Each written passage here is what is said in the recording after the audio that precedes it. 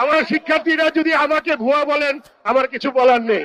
এটার ব্যাপারে সুষ্ঠু ব্যবস্থা গ্রহণের জন্য গতকাল সকালে আমি এবং আমার প্রভাইস চ্যান্সেলর মহোদয় ডক্টর আব্দুল হাসিব চৌধুরী শিক্ষা উপদেষ্টার সাথে দেখা করি এবং এই দাবিগুলোর যৌক্তিকতা তুলে ধরি এবং তাকে অনুরোধ করি যে তিনি যেন দায়িত্ব নিয়ে এই উপদেষ্টা মণ্ডলীর সাথে বসে একটি সুষ্ঠু তদন্ত কমিটি করে এই সমস্যার নিরসন করেন এবং যৌক্তিক দাবিগুলোকে যথাযথভাবে উত্থাপন করে সমাধানের ব্যবস্থা নেন। এই পরিপ্রেক্ষিতে আজকে একটি কমিটি করা হয়েছে।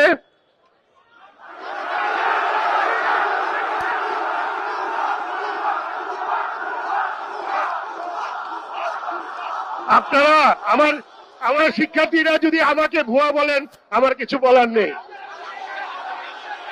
তাহলে আমার অনুরোধ, আমার বক্তব্য শেষ করতে দেন। কমিটির ব্যাপারে যদি কোনো ধরনের বক্তব্য আপনাদের থাকে, ওনা কমিটির সাথে আমরা আরো যোগাযোগ করেছি এবং সকাল থেকে বেশ কয়েকবারই মিটিং হচ্ছে। ইভেন এই মুহূর্তে আসার আগ পর্যন্ত দুইজন উপদেষ্টা রেল ভবনে ছাত্রদের সাথে কথা বলার জন্য, তাদের প্রতিনিধিদের সাথে কথা বলার জন্য অপেক্ষা করছেন এবং তাদেরকে আমরা অনুরোধ করেছি ছাত্রদের সাথে যথাযথভাবে বসে এটার সমাধান করার আশু ব্যবস্থা নেন এবং যারা এইভাবে নির্মমভাবে আমার শিক্ষার্থীদের উপর আঘাত এনেছে তাদের শাস্তির ব্যবস্থা করেন।